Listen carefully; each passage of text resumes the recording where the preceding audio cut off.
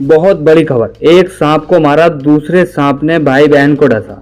दोस्तों, बच्चों की मां ने बताया कि मैं अपने दोनों बच्चों के साथ बेड पर सो रही थी। रविवार तड़के 3:30 बजे 4 साल की बेटी को सांप ने काट लिया। वह जोर जोर से रोने लगी। मैं तुरंत उसे उठाकर सास के पास ले गई। 2 मिनट बाद 6 साल का बेटा भी चीख पड़ा। पास जाकर देखा तो उसे एक काला सांप लिपटा था जो उससे 3-4 जगह काट चुका था। अगर मैं बेटी के साथ बेटे को भी उसी समय उठा लाती तो आज वह जिंदा होता, लेकिन मुझे पहले सांप दिखा ही नहीं। दोस्तों, दो तीन दिन पहले उसी कमरे में सांप का एक जोड़ा निकला था। तब परिवारों ने एक को मार दिया था, दूसरा सांप काल बनकर आया और बच्चों को डस लिया। उन्होंने कहा कि मेरी बेटी भी अभी जिंदगी और मौत से जूझ रही है। यह कहते हुए झांसी की रहने वाली नेहा कुशवाहा, जिनकी उम्र 26 साल है, फूट फूट कर रो पड़ती हैं। सांप के काटने से उनके 6 साल के इकलौते बेटे मयंक की मौत हो गई है, जबकि 4 साल की बेटी प्रगति अभी भी अस्पताल में वेंटिलेटर पर है। और रविवार शाम 7 बजे मयंक के सबको दफनाया गया। घटना शहर से करीब 20 किलोमीटर दूर की है, बाढ़ गांव की।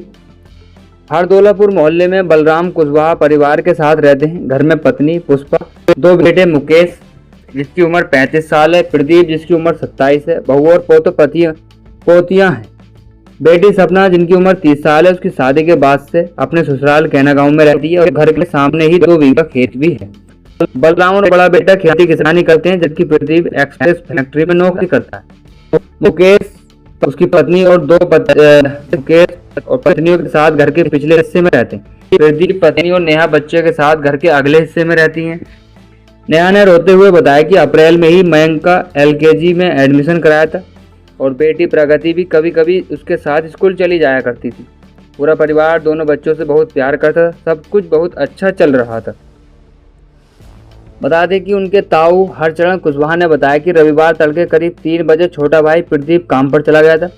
बाकी परिवार सो रहे थे, तभी अचानक करे सांप ने बच्चों को डस लिया। चीख पुकार सुनकर हम सब दौड़ते हुए कमरे में पहुंचे। प्रदीप को फोन कर घर बुलाया। परिवार के लोग दोनों बच्चों को तुरंत मेडिकल कॉलेज ले गए। इलाज के दौरान सुबह 9:30 बजे मयंक ने दम तोड़ दिया। वहीं प्रगति की हालत गंभीर है, उसका इलाज चल रहा है। बता दें कि करेत देश के 4 सबसे जहरीले सांपों में आता है। पोस्टमार्टम के बाद जब मयंक का शव घर पहुंचा तो मां उससे लिपट कर रोने लगी। रोते रोते वह बार बार बेहोश हो जा रही थी। जैसे ही उसे होश आता वह बिलखते हुए करती, मेरा बेटा मुझे छोड़कर चला गया। अगर मुझे जरा भी अंदाजा होता कि कमरे में सांप है तो मैं अपने बच्चे को लेकर वहां सोती नहीं। वार्ड पार्षद सुशील कुमार कुशवाहा ने बताया कि घटना के बाद से परिवार के घर के अंदर जाने की हिम्मत नहीं हो रही।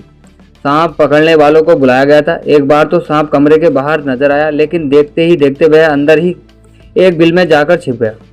उसके बाद आसपास खुदाई भी की गई है, लेकिन सांप का कोई सुराग नहीं मिल रहा है। प्रगति का इलाज कर रहे डॉक्टर मनदीप ने बताया कि सांप के डसने के बाद जहर बच्ची के पूरे शरीर में फैल चुका है। वह पिछले करीब 30 घंटे से वेंटिलेटर पर है और उसकी हालत बेहद गंभीर बनी हुई है। एक सांप को मारने के बाद दूसरे सांप के काटने को बदला मानना केवल भ्रम है। संभव यह है कि वहां पहले से ही 2 सांप मौजूद रहे, जिनमें से एक पर परिवार की नज़र नहीं पड़ी। और उन्होंने बताया करीब 70% सांप जहरीले नहीं होते, जबकि लगभग 30% सांप ही विशेष रूप से जहरीले होते हैं। डॉक्टर मनदीप ने लोगों से अपील की कि यदि जहरीला सांप काट ले तो बिना समय गंवाए मरीज को तुरंत ऐसे अस्पताल ले जाएं जहां एंटी स्नेक वेनम ASV उपलब्ध हो। उन्होंने कहा कि जहरीले सांप के काटने का यह प्रभावी इलाज है। झाड़ फूंक या तांत्रिकों के चक्कर में पड़ने से इलाज में देरी होती है और अधिकांश मामलों में यह देरी जानलेवा साबित हो जाती है।